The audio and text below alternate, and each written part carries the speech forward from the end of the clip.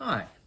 You know, whether you're a professional or a DIY guy like me, having the right tools can make the job go more quickly, it's easier, and you get a much better result. Now, this fully adjustable door hinge jig can help you do just that when you're mortising a hinge to fit your door. It comes in a kit, and it includes this jig that will adjust from 3 inches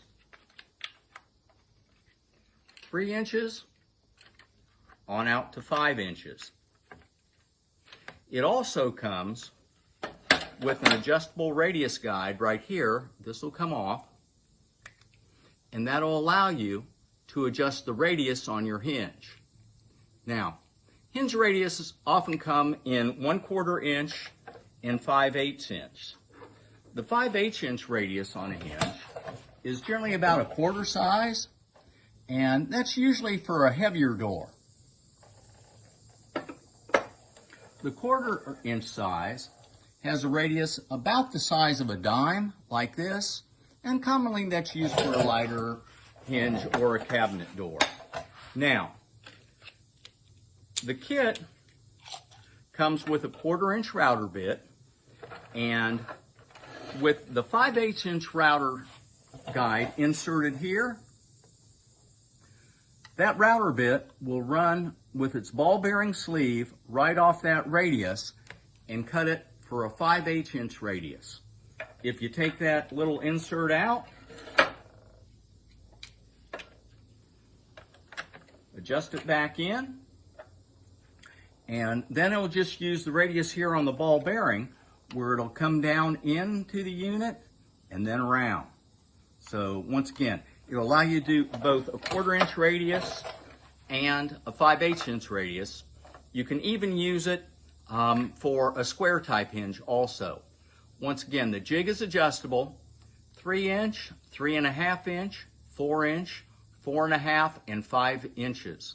Once again, it comes with a 1/4 inch router bit with a ball bearing sleeve. You just use this on a standard router and then go ahead and adjust your depth. Now, might be a little hard to see right here, but there's an adjustable depth gauge, so you can set your router bit to that gauge on your router, and that'll cut it to the depth that you've adjusted it to. So it'll help you do that. It also comes with a self-centering drill bit so that you can go ahead and once you've cut your mortise, you'll put your hinge into position within the mortise itself, and then you can go ahead and use this bit to center it perfectly. This is contoured on the head here to fit the contour on the hole in your in your hinge, and now you simply put that in and it'll come through centering that hole so you don't have an off-center screw hole to start your hinge. It comes also with a double-ended bit, and I'm going to suggest, if you're like me, when first time you do something or second time you do something, you might want to practice on a piece of scrap wood, whether it's a 2x4 or just a piece of scrap lumber. You don't want to go ahead and take your $100 or $150 door and not have a good result because you weren't familiar exactly with the way your tools work. So go ahead, do a test on it. Let me show you a little bit more how I use it. Thanks. Okay, I've gone ahead and set up my door here, and I've clamped my jig into position. It simply attaches by turning the knob here. I've adjusted the size of the hinge, and then once you've done that, you want to lay your hinge in here to make sure that it is the exact right size. If you're doing this, I'm doing this in a garage, and so I've put the door on a piece of cloth or a carpet to keep it from getting scratched, and then I've also clamped the legs here, or the ends here, to stabilize them. And once again, that's so that we don't mar the door as we're working with it. I've got my hinge once again, and I've put it into position to make sure it's the right size. You'll also want to check the depth. And once again, when you set up your router, you'd like it to be the right depth the first time, but if you're unsure or if you don't know exactly, cut it a little short because you can always rerouter it. It's just impossible to go ahead and build that wood back on once it's been taken away. And go ahead and set your router depth once again. Make sure the bit is at the appropriate depth. And while you're setting that, make sure that your router is unplugged for safety's sake. Make sure you've got your protective eyewear.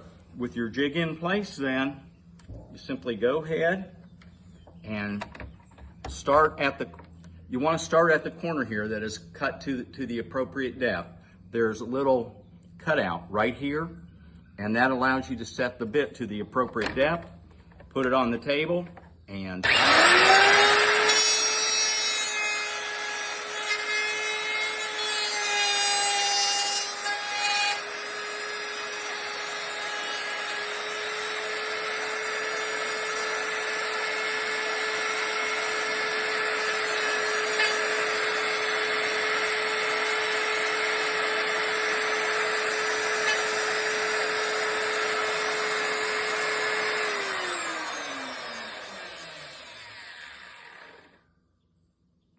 okay, we've got it routered out. Let's see how it goes. Okay, I finished routering out the mortise here. I'll go ahead and test fit the hinge, and it looks like it's going to be just fine. I'll go ahead now, drill my pilot holes with the centering bit.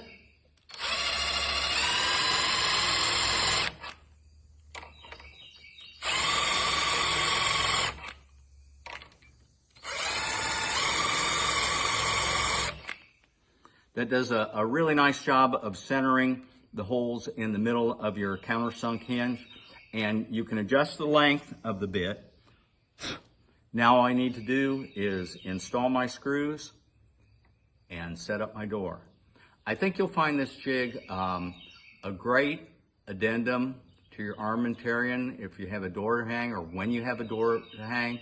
It's made out of durable polymer and high strength steel.